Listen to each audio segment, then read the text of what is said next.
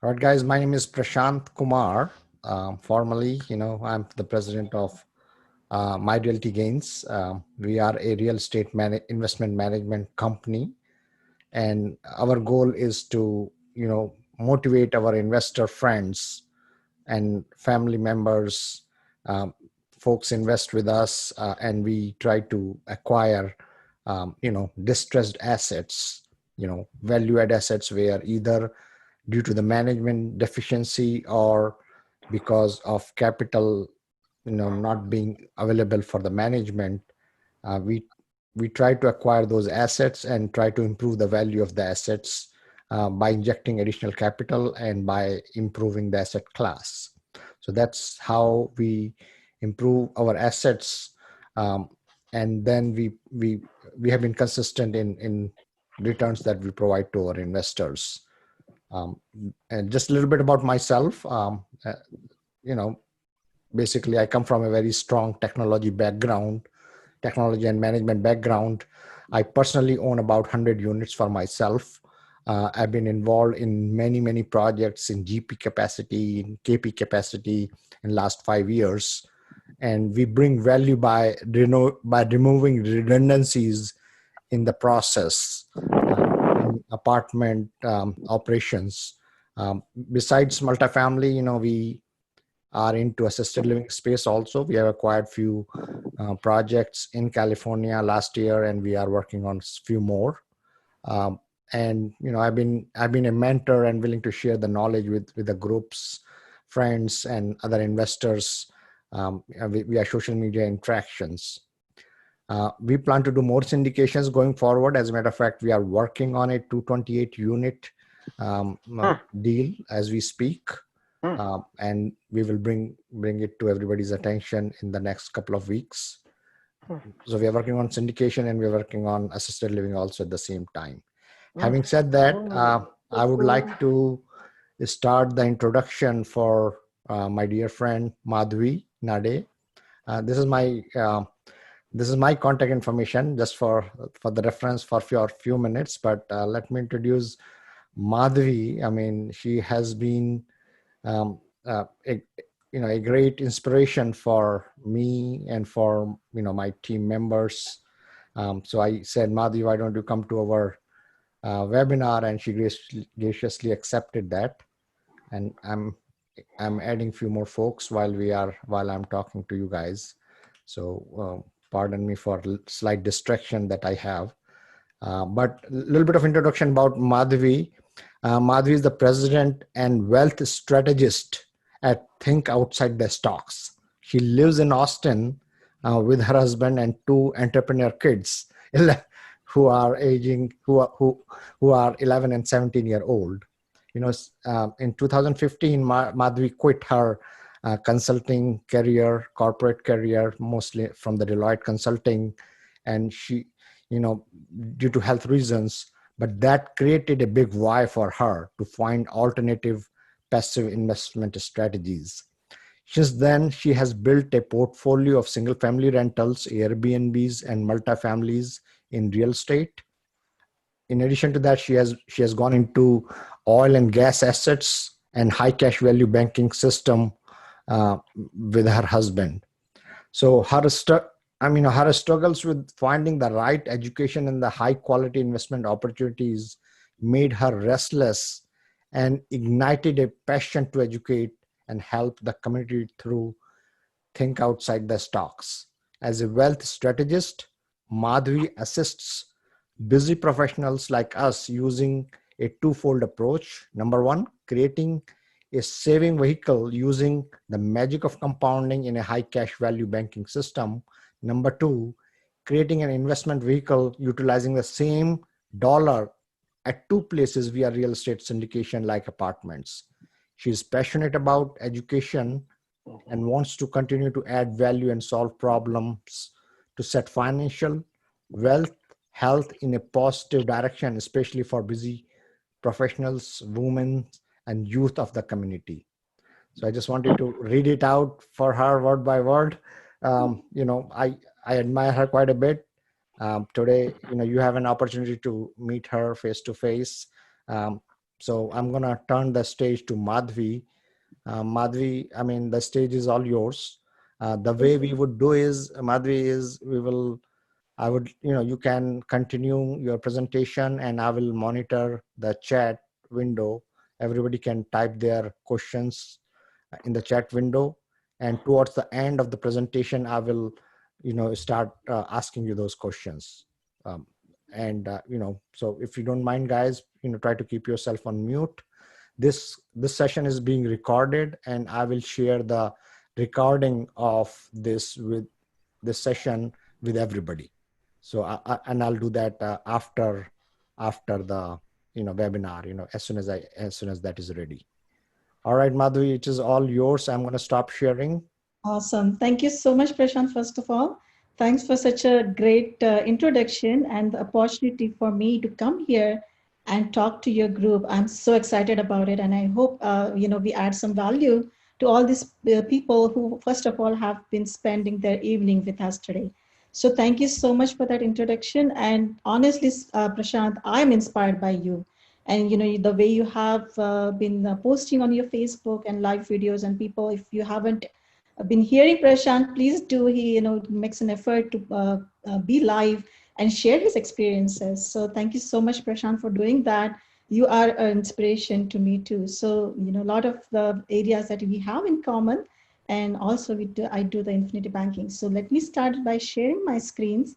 Again, thank you everyone for joining us today, this busy evening. I know weekdays can be tough. So yeah, let's get started. We are talking about this concept called infinity banking system, which is basically the survivor of even Great Depression. This system has never lost a penny. So this is one thing when Prashant talks about how I'm desperate about bringing knowledge and information to people. This is one of the system in addition to multifamily syndication that I am really passionate about bringing it to people and making them understand the value of this in their wealth management. So here we go. Just a little bit disclaimer from my side, it's typical. This is information purpose only. Please do your own due diligence. And I'm not a tax consultant or a lawyer, so please seek your legal or tax advices. And also examples consider this in this, the numbers specially considered in are just information only. If you want to look at your own personal strategy and your own personal number, you're going to have an opportunity to schedule a call with me. So we will jump at that. Prashant already talked a lot about me and my introduction. Like I said, I'm the president and wealth strategist at Think Outside the Stocks.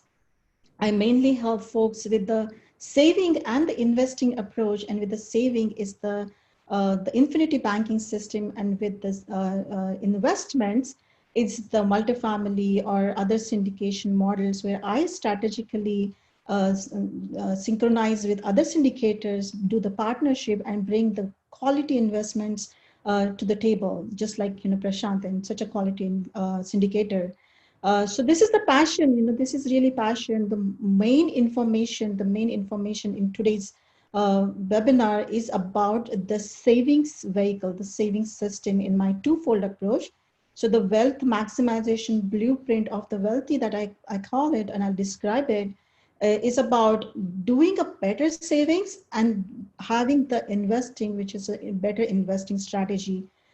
Today we're going to talk about just the saving system, and the value of this saving system is so important. So before we go ahead, I think Prashant may have posted, there is a worksheet kind of a notes document that I have, so that it's helpful for you to follow through.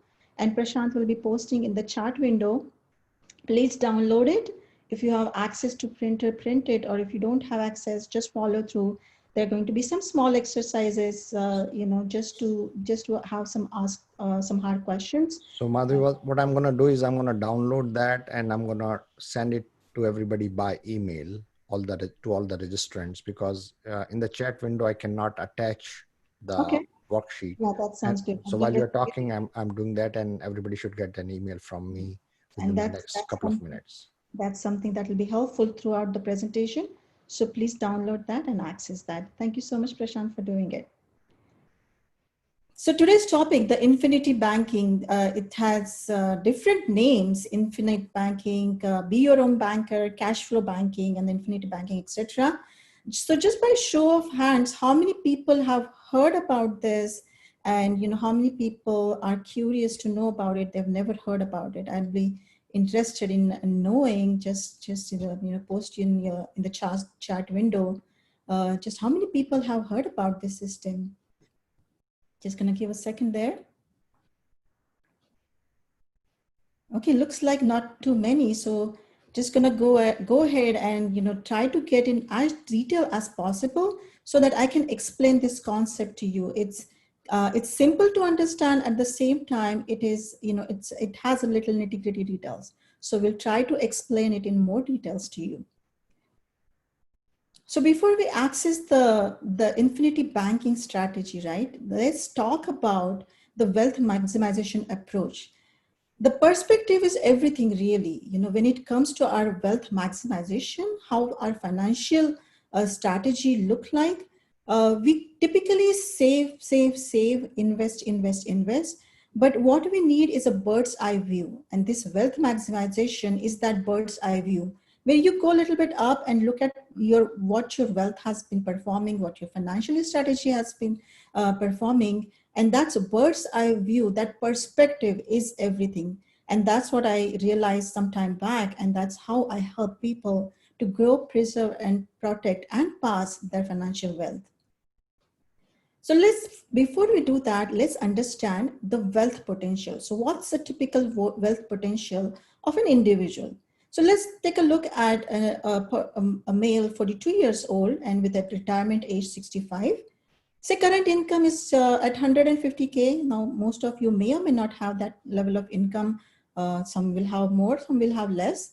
A moderate income growth, 3%, and with a current savings of 100K growing at the rate of 6%. Now, at the lifetime, there is an income potential and there is a wealth potential of this particular individual. The income potential is whooping $4.8 million. So in his lifetime, just with that moderate 3% increase, he's gonna earn about $4.8 million.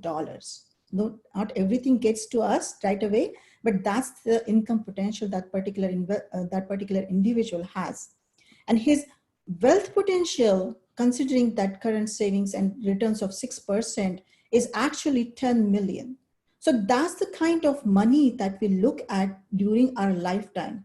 We earn, we save, we spend some money, we invest some money, but that's the kind of potential, more or less. There are millions of dollars in our lifetime that we're looking at.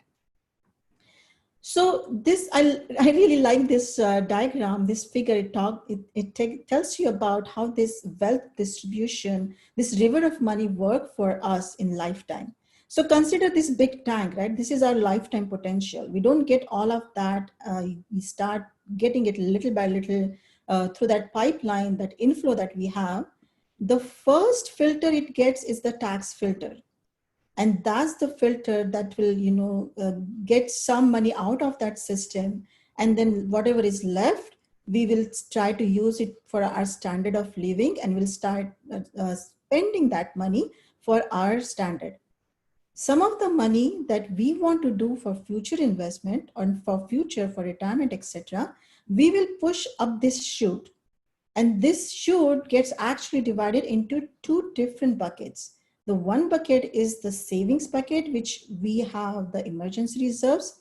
And this is our safety bucket. We don't want this safety bucket to evaporate anytime. And the other bucket is the risk bucket, where we have our investment, where we know at certain point, there are different investment risks involved. And depending on your risk tolerance, you will typically invest in stock market, in real estate, stuff like that. If you go to a typical financial professional, they will talk about distribution in the stock market tied to all to the market, and how you can diversify in the market. But one thing to note is there's this safety tank and there's this risk tank. The safety tank, it needs this cap. It basically needs to be tightly sealed so that it never ever evaporates anything. And this is the risk-free investment that we need to, this is the risk-free savings that we need to have. And most of us tend to save these in bank account, which are not earning a lot of interest. And the second bucket, the investment, we know that there's some kind of risk associated. So from time to time, depending on the risk, we will see this evaporation happening. So that's typically our river of money. This is how we fund our life and our dreams.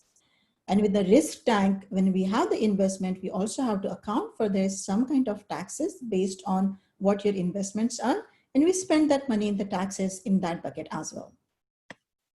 Okay, so what is our problem? So we have, the problem is that one, that is savings, that our savings are not efficient and we are not protected well enough. These are our problems today. Now let's talk about, in terms of savings, what are our wealth destroyers? So the number one wealth destroyer is a tax. When we pay taxes on our savings, typically when we have interest, the bank provides us the interest, and the interest is taxed at the ordinary rate.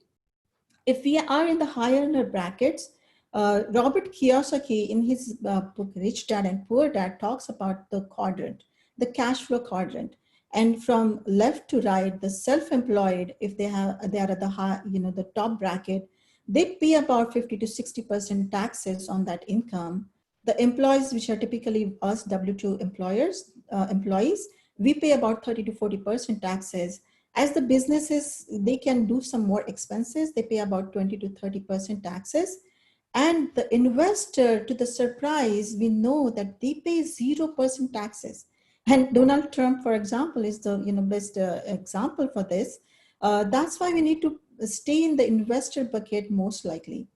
But the savings accounts, when we put in bank and we put it in the savings account, that money is directly getting taxed. That's the fact. This is a sample of, if we have the 50,000, each of us will have 50,000 extra income in our current tax bracket. And I'm just moderately considering 25%, 15% and 0% tax bracket here. This chart actually shows that if we have the compounded growth for 10 years for 7% growth, how this money will grow. And if you can see here, it's a 200K difference into 0% tax and 25% tax. That's how much money we are losing to the taxes. So the efficient way is legally to avoid these taxes. And this infinity banking strategy is all about saving these taxes on your growth as well. So let's talk about the inefficient savings that we have today. Now you have the worksheet with you. If you have open, please follow through with me. We are talking about your savings account. We are not talking about investing right now. We're talking about savings. So think about where these savings are situated. We are talking about your emergency money, your, maybe for kids, your education money, and, the park dollars, basically between the investment. If you have been parking the dollars, you're just saving and, investing, and sometimes it just stays in the bank account. Where are you storing that money? So let's answer some hard questions so we have some reality in front of us. So first of all, in your worksheet, just pop out that where do you have this savings being saved? This emergency, the education or the park money. Are you saving in them in the banks or bonds? Where are you exactly saving? What is your current interest on that particular amount that you are saving? And typically it's very low. Just put a number there, just, average or something, just number. Typically less than 1%. What's your tax liability on that? What percent tax bracket do you fall in? And that, if you are getting that 1%, the effective tax rate, after effective tax rate, that 1% is about maybe 0.70% or 0.73%. Is it at risk of losing the money? Is it safe there, or is it at risk? Are you just putting everything in the stock market? Is it at risk there? Do you have any restrictions on contributions? For example, if you are, putting it into like maybe educational account, the 529 account, there are some restrictions in contributions, annual restrictions.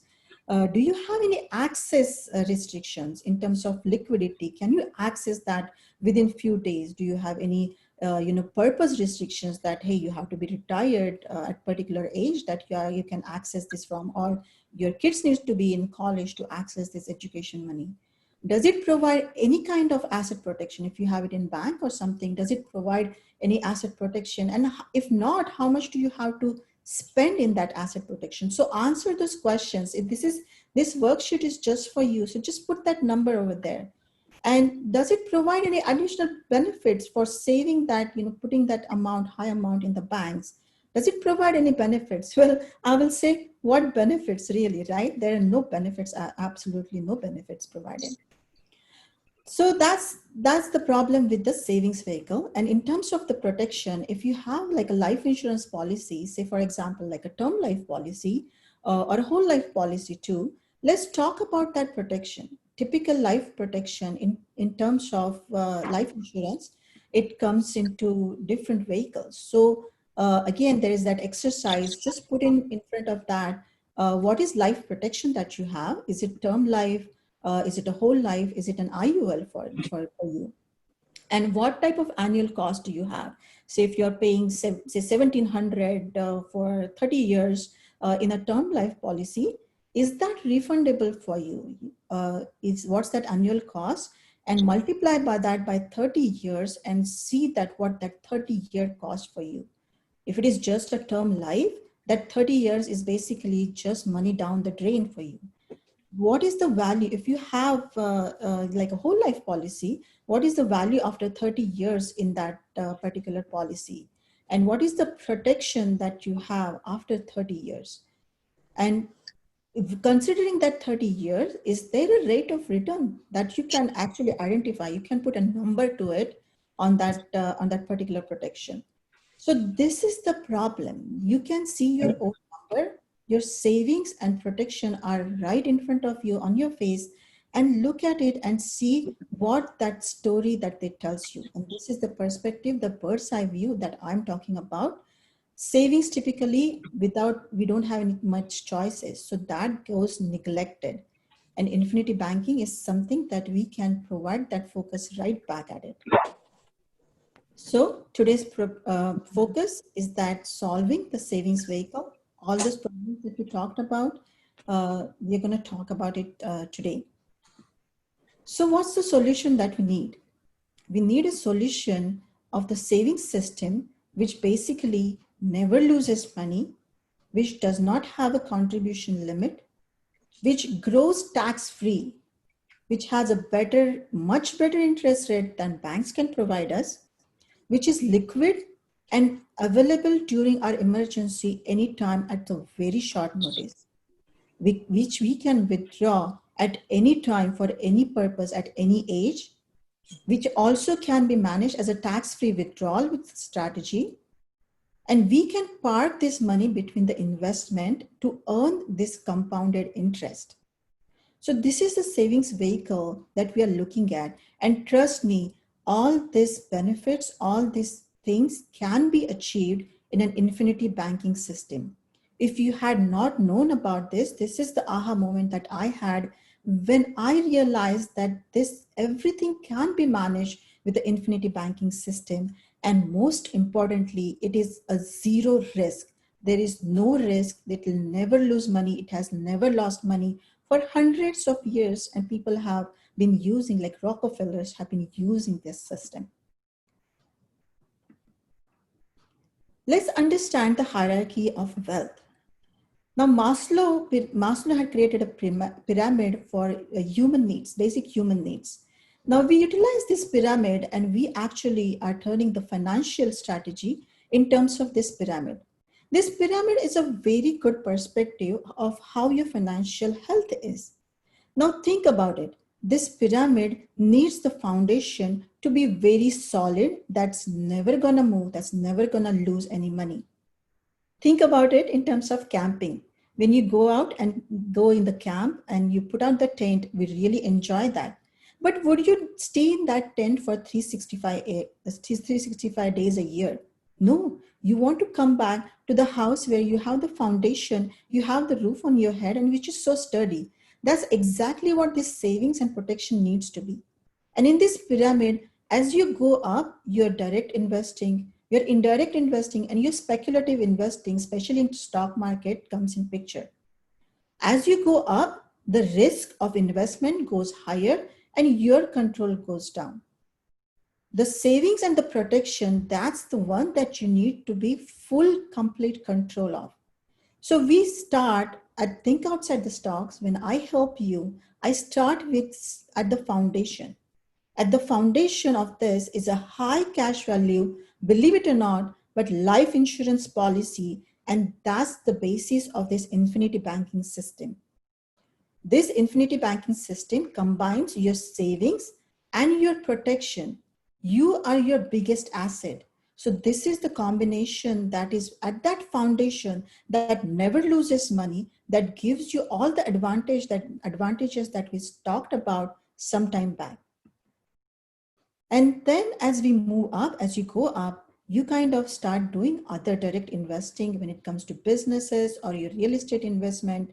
Then there are some investing such as what Prashant is talking about, the multifamily investments or mobile home park investments. And at the top layer, there's that speculative stock market investments. So that's the hierarchy of wealth. That's the perspective that we're talking about.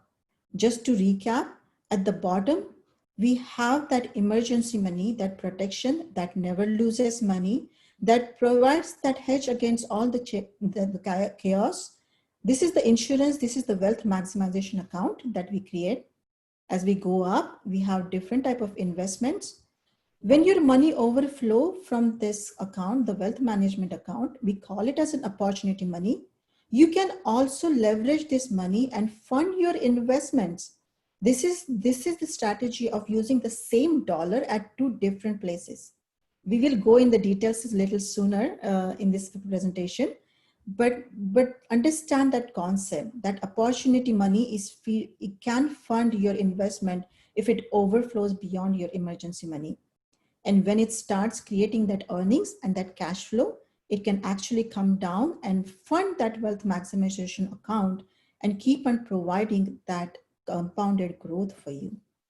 And on top of it, for protection, we also have to think about how we can protect and pass that generational wealth. So the estate planning and the insurance again comes in picture, and that wealth maximization account, that insurance, it covers for that purpose as well. So that's our wealth maximization blueprint. This has been used for hundreds of years by a wealthy of the America. And if you haven't heard about it, this is the time that you need to know about this and see how it can be implemented in your own strategy and what it really means to you. So with the banking system, we are providing that efficient saving and the efficient protection. So if you think about it in terms of the different characteristic of the vehicles of the savings, in terms of the CD or the money market or savings or the qualified accounts or home equity loans or stock portfolio, our life insurance and the permanent insurance policy is the only thing that is providing you the safety, liquidity, great rate of return, and a great taxation strategy. This is actually growing tax-free. So traditionally, the life insurance was used for protection only. Only the death benefit was a possible outcome for that. But with this strategy, you can actually live your life insurance and you can use the wealth maximization strategy for savings and the protection.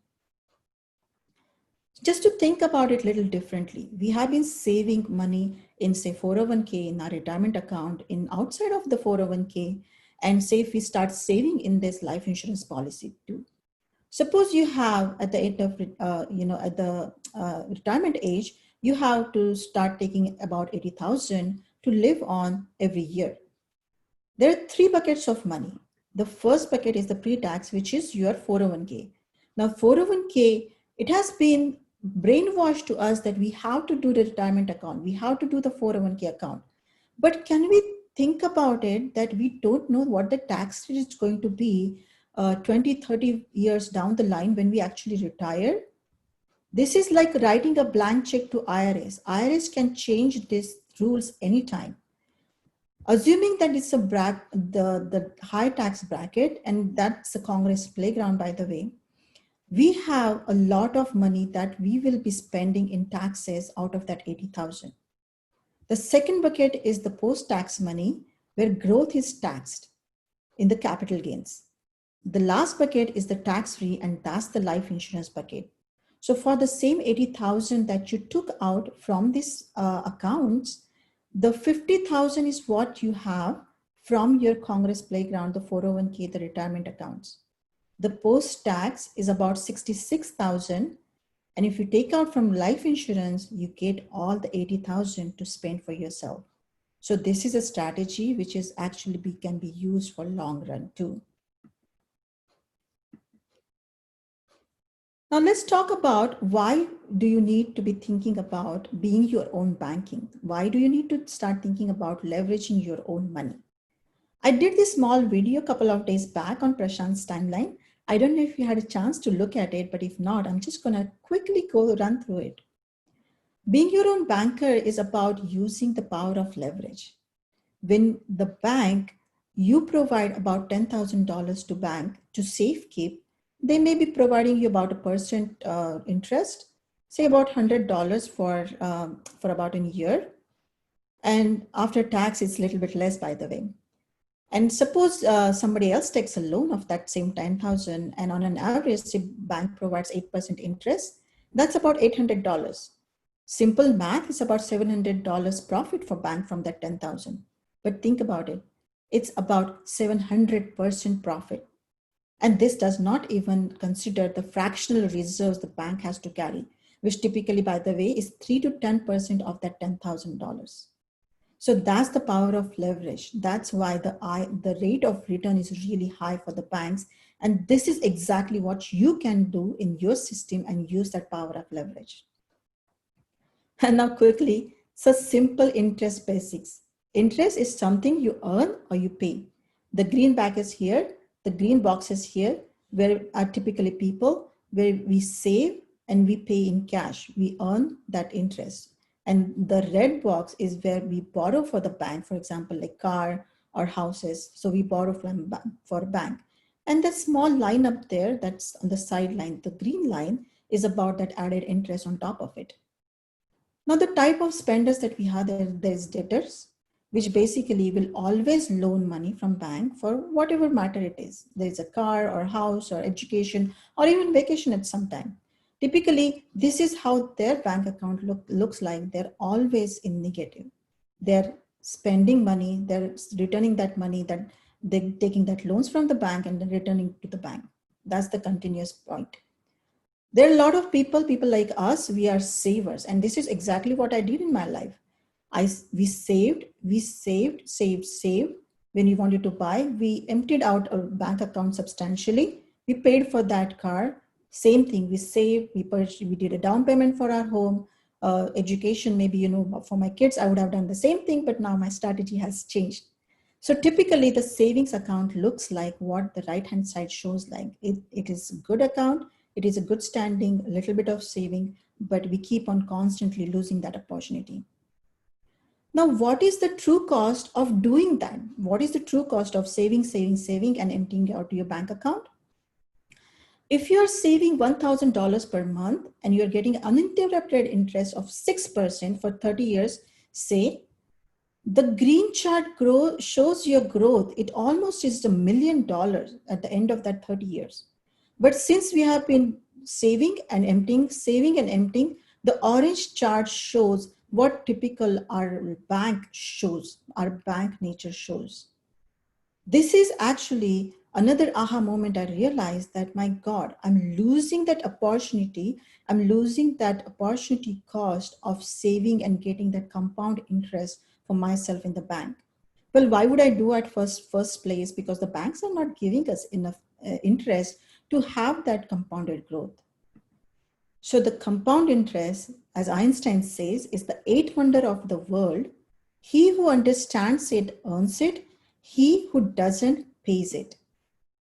So the wealth creation strategy is actually about doing that savings, never interrupting it, compounded growth over the period of years. So it exponentially grows for us.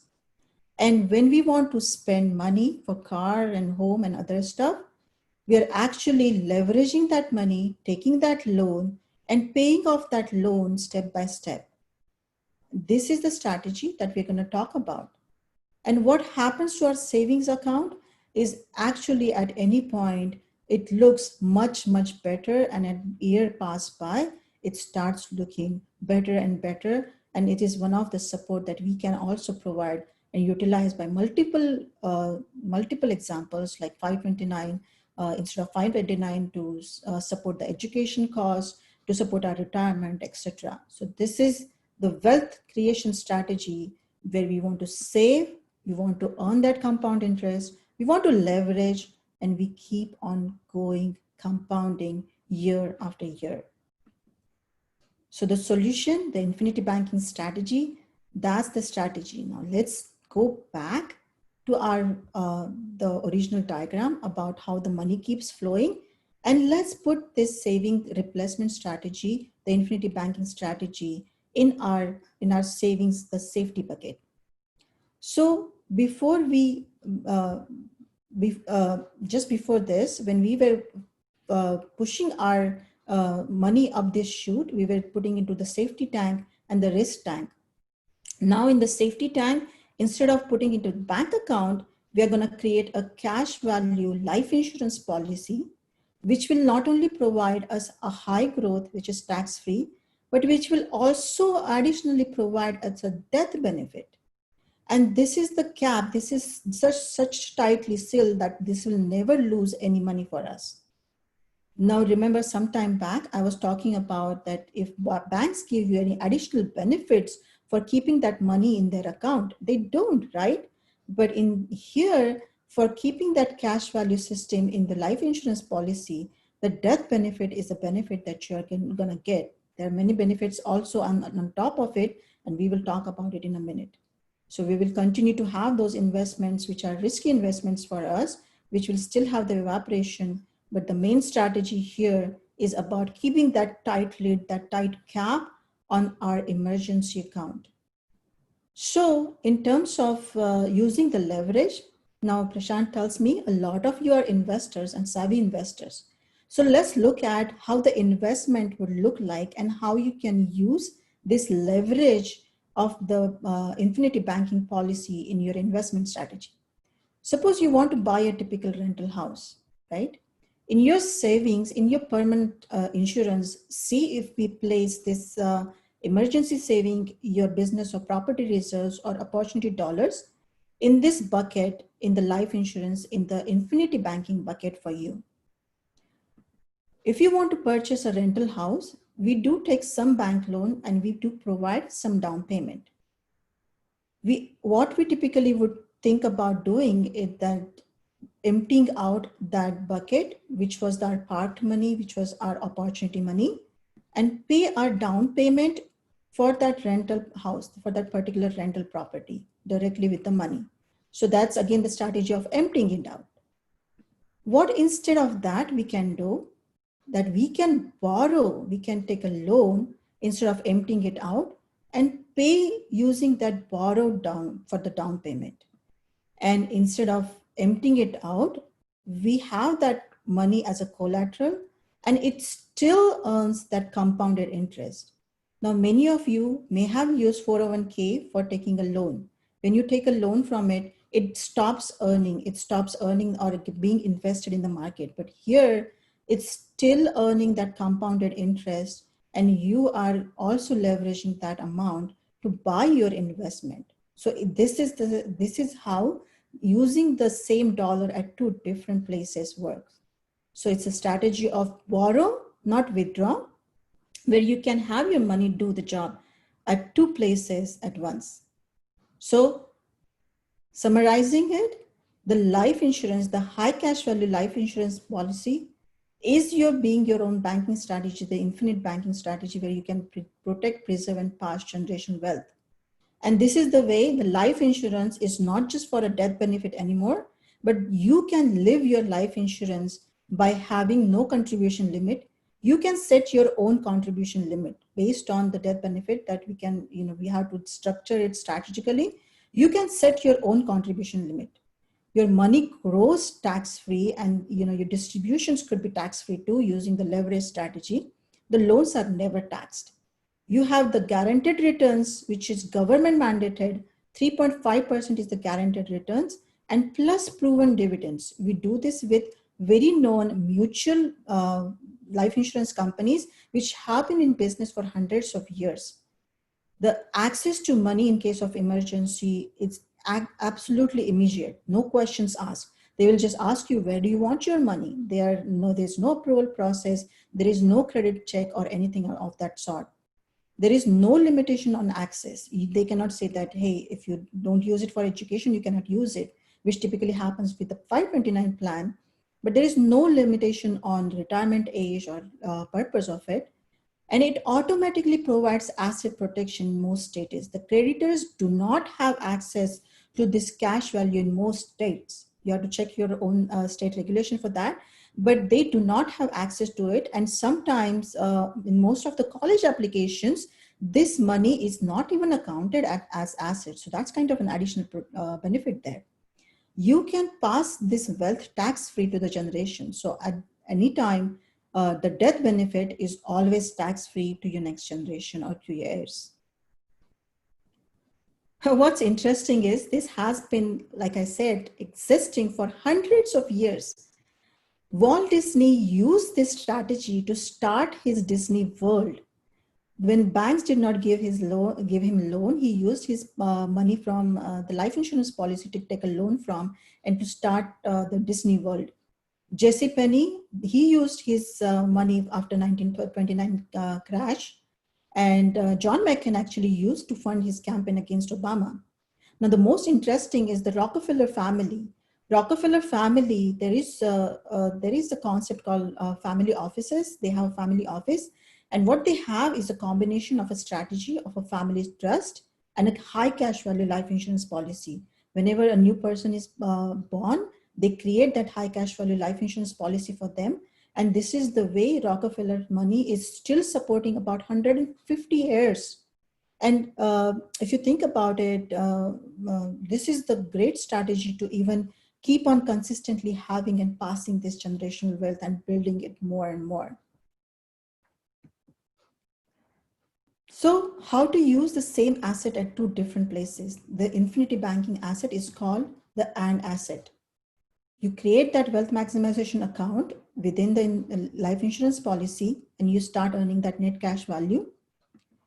When you have expenses, you take that policy loan, and just like how you will pay for a bank or something, you will pay into the policy, and the net cash value keeps on increasing within the policy.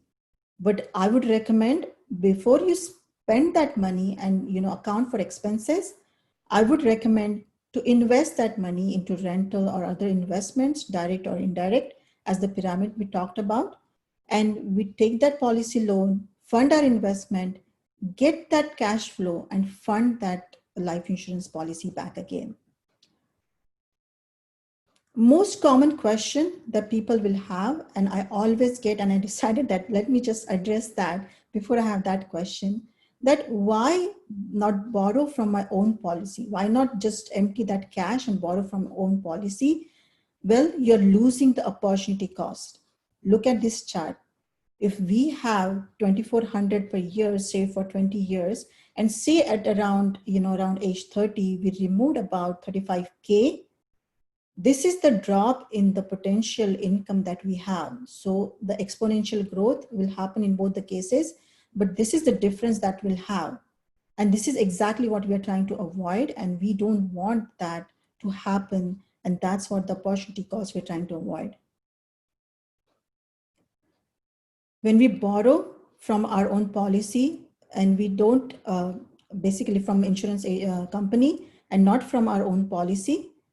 For example, if we borrow 50,000 and we have 6% interest and we're paying down the mortgage, we're paying down the principal, in 25 years, we will end up spending about 46,000 in interest. And if we have the same 50,000 inside a policy earning 6% interest compounding every year, remember the principal is growing every year.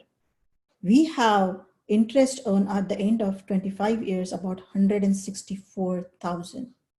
This was my aha moment that, I kept on asking that why could I just not draw that cash from my own policy?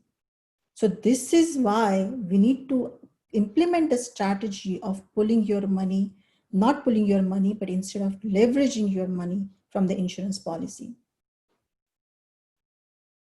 So now we can talk about a little bit about the design, the technical details of this, the Infinity Banking policy. Prashant, I just want to do a quick time check here. This is where I just jump into just a little bit detail on how we structure and why the strategic structure is important. In the interest of time, do you want me to jump into this or skip this part? You're on mute, I think. The way it is going, Madhvi, it is very interesting topic. I think we should continue, and if anybody has any conflict, they can drop off and we will send the recording anyway. But this is very interesting. I mean, we are going to record it and then we can distribute it as well. So let's continue if you don't mind. Sure. Thank you so much, Prashant. I appreciate it. And everybody who's hanging on with us past 8 o'clock, I really appreciate your patience as well. So let's talk about the design of it, right?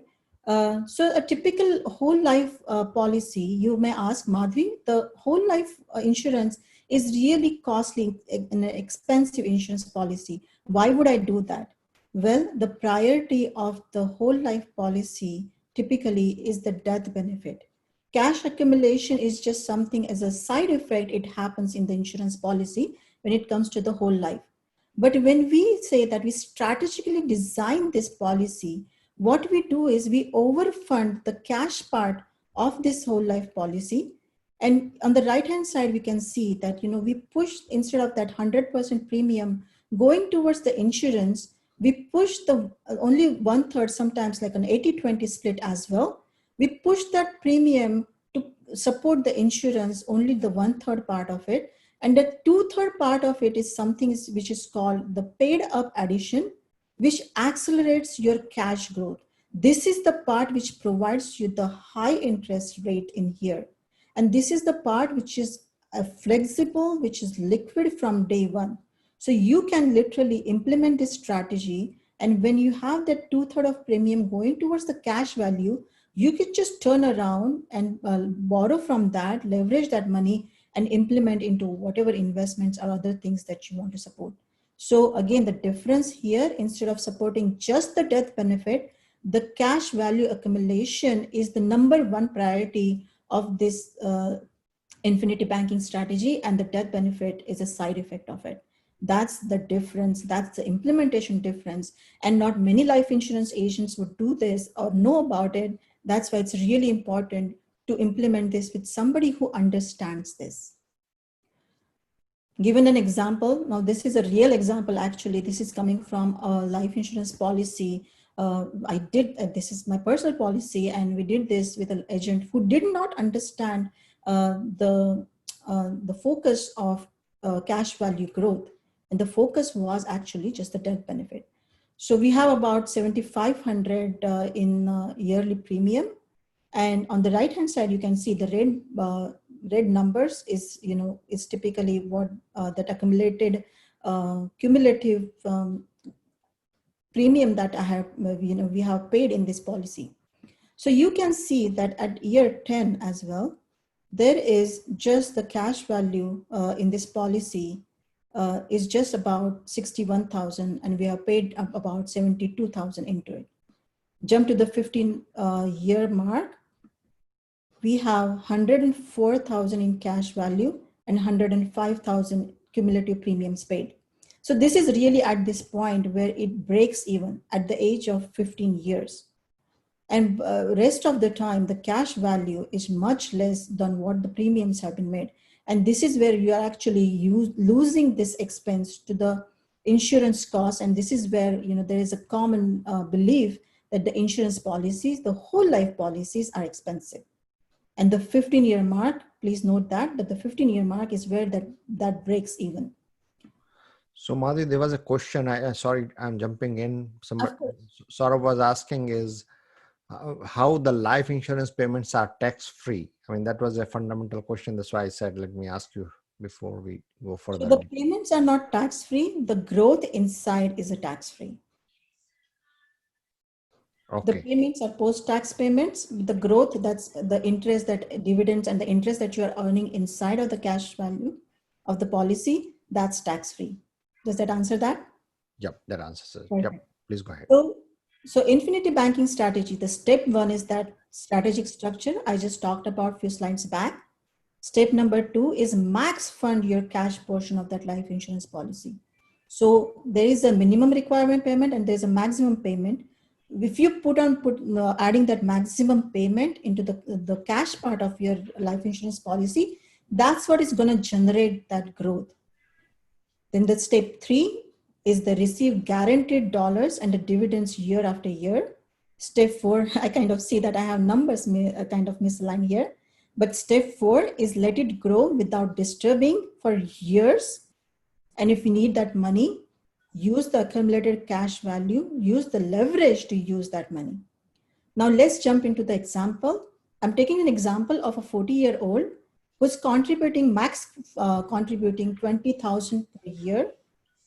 It's contributing for 24 years and we're looking at a growth after 30 years. Say 35% is the combined tax rate for that person.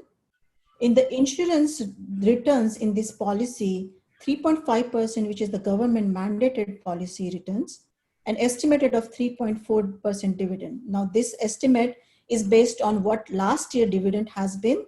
So we just took the current and we just said that, okay, let's take that as a dividend, as a current dividend and see what that growth looks like. So for that particular instance, for the 20,000 annual contribution, notice that the first year itself, we have about 12,000 available in cash value for that person. This is the leverage that you can do. You can actually leverage and invest into something. Not too much value here. We are not contributing a lot. Also, we are contributing 20,000 here. Now note that this is not really an optimized illustration. I have optimized to up to 80% values, depending on your health condition and stuff like that. You can even have about 16,000 very first year available for you. As the years go by, just start noticing. So first year, your total cash value increase was 13,000 with the dividends. Now, sorry, I jumped ahead. Now look at where the break even happens. At the year 6 of the policy, we have paid about 120,000 in this policy. And instead of the 15 years that we saw previously, 120,000, this is the break even that's happening here. So after this point, really the death benefit is just like an added benefit that you've got free with this policy, and your cash value is increasing. Now note that there is a column which is increase in total cash value. This is year after year increase. What happens is first few years, this shows, when you paid 20,000, you got cash value of about 13,000, 14,000 first couple of years. This is the years the insurance companies actually holding back some of that amount, and it starts giving you back after some years. So in 20,000 that you're contributing, by year 3, you're actually getting more money that you contributed that particular year. As you go down, you can see that in year 10, you contributed 20,000 and that year's growth is about 32,000. And after 15 years, when you contributed 20,000 in it, you got about 43,000 in the same year, because now your growth is supported, it's compounded. This is where that exponential growth happens. So at the year 6, when it breaks even, it starts getting that generating more value for you. So in terms of IRR, we are investors, we like to look at percentage, right? We like to look at the IRRs, right? So in terms of IRRs, look at this. After 30 years, we contributed 24 years, about 20,000 to it. 0% tax on the growth. If you are earning the same interest in the bank, you would pay some taxes on that growth. In 30 years, 1.3 million is the net cash value in this policy. And the death benefit is at 2.2 million. Notice that not only your cash value is increasing, but your death benefit is also increasing which the example that I showed you earlier, there was 1 million level death benefit. That means the death benefit never changed. But in this case, the death benefit is also getting advantage by added cash value. So in terms of the IRRs, you have about 5.37% year after year, which is compounding in your cash value. And in your death benefit, you have about 16% IRR. So that's the magic, that's the power, that's the strength of this compounded interest, and keeping that year after year for at least 20, 30 years in that policy. So just to bring it on to our normal conversation and compare it to the typical savings account that we have, compared that 5.37% that we just saw in that example, the saving account equivalent, if you are earning that 35% interest, is about 8.26%. So it's almost equivalent every single year if bank gives you 8.26% compounded interest and you pay taxes on that. If you have managed investments in stocks and you're providing 1.7% management fees, that's equivalent to your stock accounts. It's about 10.14% equivalent. So for that 5.37%, even that amount seems small to you, think about what that equivalent to the savings account is, what that equivalent to managed investment account is. This is that power of the compounding. And also, when we talk about the average returns, for example, in the market, I'm just going to take some example here and burst a myth about that on an average return. So in year one, suppose we say that there's a 100% return. In year two, there's a 50% loss. Year three, there's a 100% return, and year four again 50% loss. We define this as an average of 25% returns. In year one, you have $1, which got converted to $2. Year two, $2 converted back to $1, and $1 converted back to $2 in three, and back to $1 in year four. This is actual return of 0%, but the average return was calculated as 25%. So going back to this slide again, the previous slide, that 10.14%, that's again, with a pinch of salt. So what are the additional benefits that you got with it? You of course got the death benefit. There are also at some small additional costs. You could have a disability waiver to waive your premiums. And there are chronic illness riders or accelerated death benefits if you have, some conditions which just jumps upon you at the later stage of life, and you can access this death benefit when you are alive in terms of these illnesses. So you will say, Madhvi, this sounds too good to be true. So where is the catch? Well, there is no catch really, but what it needs to be is a medical qualification. So depending on your medical health, we submit it to the insurance providers, the mutual providers, and depending on what tables you get your policy illustration defined. You also have the time capitalization factors. You cannot say that, Madhvi, okay, let me just put it in 5 years, let me just access or take out the cash value. This is not a get rich quick scheme. You have to put this money at least 20, 30 years in there. And there is some government limits which kind of has a proportion to what the death benefit is and what your cash values you have been putting. And actually, this is the only limit that the government could put on the life insurance policy. Otherwise, life insurance government has no control on the life insurance. And the number 4 catch is it has to be, I cannot insist enough, it has to be structured properly. So the key to the infinite banking is a 2-factor compound interest formula. Money stays in the policy uninterrupted for long term, and it keeps accruing consistently without disturbance. And you must structure your policy properly to maximize the cash value, minimize the expenses and charges to insurance, have unlimited access to spend that money tax-free, and uninterrupted compounding while you invest that dollar for the growth. So the one product solution for the permanent life insurance, it provides you effective savings, which is guaranteed plus the dividend. It provides you protection and safety in terms of death benefit and asset protection. It provides you the flexibility and liquidity the fast access without any restrictions, without any questions asked, and the additional benefits that we talked about. I also have some commonly asked questions. I'm just going to answer those real quickly. Those are 2 questions. A lot of folks talk about that, there's a lot of dependency on dividends. So how about dividends? So I just pulled up a chart about how the historic dividends has been for these companies.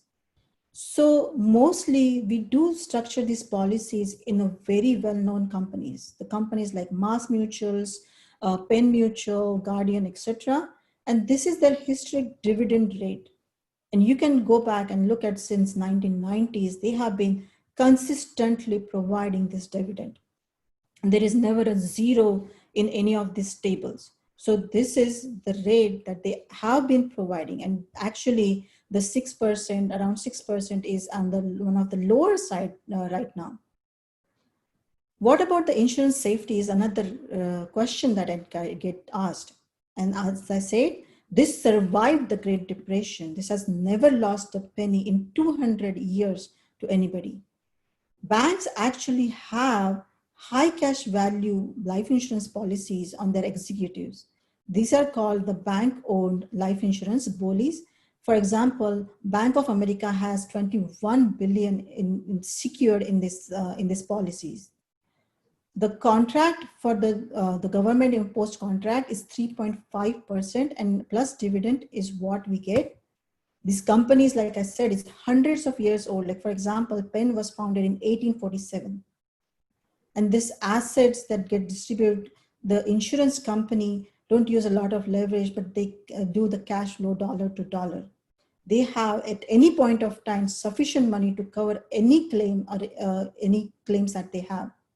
There is also a reassurance that covers the unexpected cost. So they buy themselves some insurance, they can cover the cost. And also there is a state guaranteed fund which each insurance company contributes to. And if the company cannot pay you, the state guaranteed fund is obligated to pay you to support your claims. What about the insurance expense? As you have seen that we break even about 6 to 7 years, and over the period of the life of the life insurance policy, it's less than 1% typically. So that's typical what we see.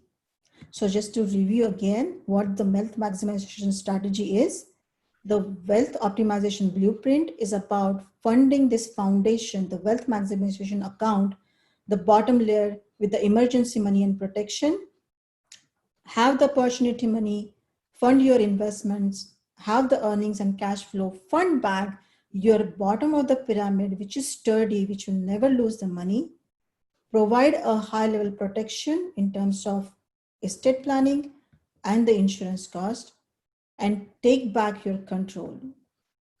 So the wealth maximization blueprint in terms of the diagram that we saw some time back is to have that safety tank, leverage from that safety tank, and do the collateral for your investments and continue doing that over and over again. So ask yourself a question. If a bank and institution provides you about 7 to 8% compounded growth year after year, now this is before the tax, and we saw that equivalent was 5.32%. If it has zero risk, you will never lose this money. This money is always accessible to you. Sometimes within a day, they can have access to you. If it provides you life insurance protection for life and plus some additional benefits, why would you not save your emergency or parked money there? Well, the challenges typically we have is in the mindset, and I've always seen that. The first challenge is the herd mentality. Do what everyone else is doing. We were literally brainwashed to start saving in the retirement account and max funding our 401ks. But what has our 401k done for us? We do not have control over it. We cannot invest in real estate or other alternate investments and just tie it in a risk environment of a stock market. We have also life insurance stigma. Trust me. I mean, tell me about it really. I ran away from life insurance agent, and that was because it's tarnished the life insurance agent as, to be behind the commission, they have tarnished this industry. And the benefits of the life insurance policy, especially the whole life, has remained hidden, but these have been used year over year for hundreds of years. And the next problem is, the next challenge is, we learn about it, but we don't take action on it. We learn, we understand, and in a couple of days, we start forgetting that. So instead of that, be the one to take an action, be different, and set this in motion for you right now. That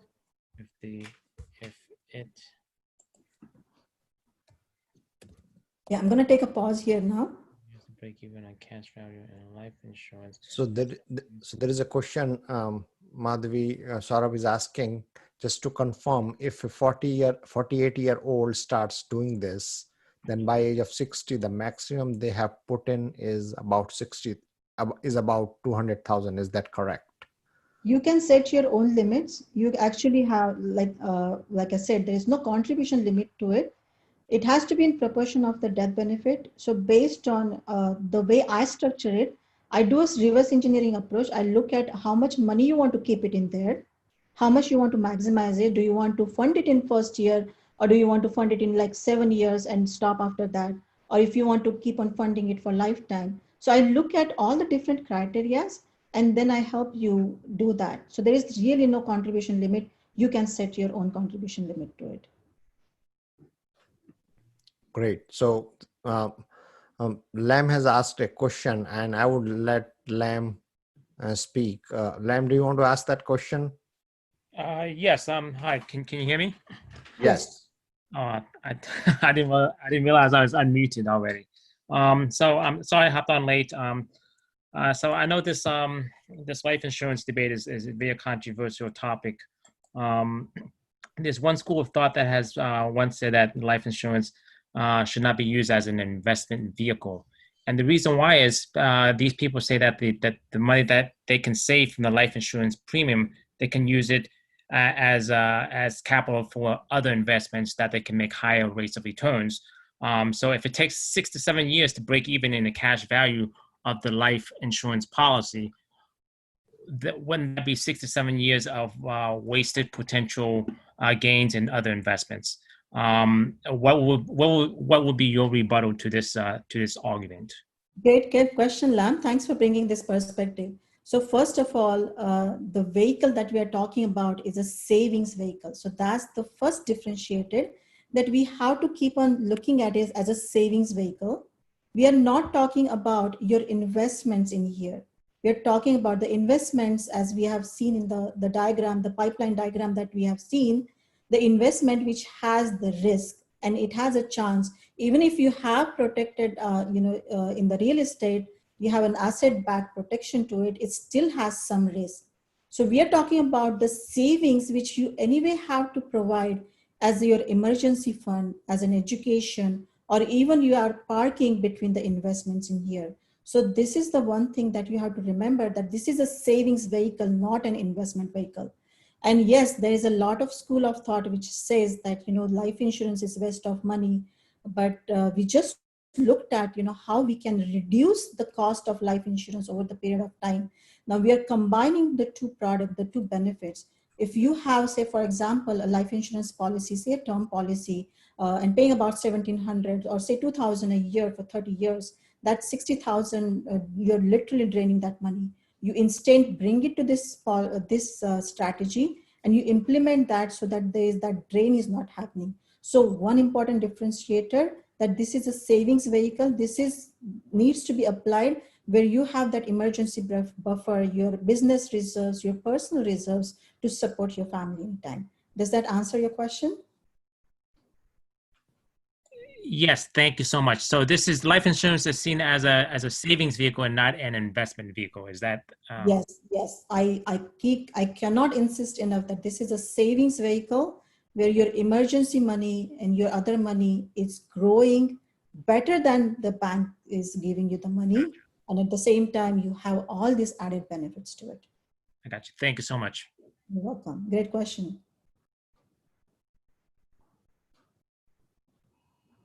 Any more questions? Do you want me to go through the chat and check out the questions? You have not seen any more questions. I mean, Madhavi, I think you have covered a lot of things. Okay, so let me just wrap it up a little real quickly. So the other challenges that typically individuals who come to me have is they do not have insurance outside of employer, and actually they don't realize they need an insurance outside employer. I would highly recommend to think about it, because by the time you will start being independent or have business or want to retire early, that time it's going to be really expensive for you to get that insurance. The next problem is the design is really tricky. So you have to go with somebody which can strategically design it for you. People sometimes have existing other whole life policies. If they are not strategically designed and they cannot perform for you, we can actually solve that problem too. And we have, also think outside the stocks. I also help with alternate investments, but that's not the topic of coverage here. So with the think outside the stocks, how I can help is with the education. I'm also offering a one-on-one wealth strategy session free for all the participants. For the insurance policies that you may currently have and not performing well, we can do a 1035 exchange and solve that problem for you. So really the next steps are to schedule a call with me and get into that one-on-one session and just look at it. I would say that evaluate if in your situation how this works and see the numbers yourself, and then decide if you want to go ahead with that or not. But don't just rule out without looking at numbers. We will do that strategic policy design for you. We'll submit that application to the insurance providers, and we'll implement and start your banking system. Also, as a free gift to the attendees, I am giving out a free download of the book Heads I Win, Tails You Lose by Patrick Donohue, who talks about a lot of concepts in detail that I talked about. And I'm affiliated with Paradigm Life. He's the founder of Paradigm Life. I also have the audiobook download if you want that. And of course, you have that strategy session.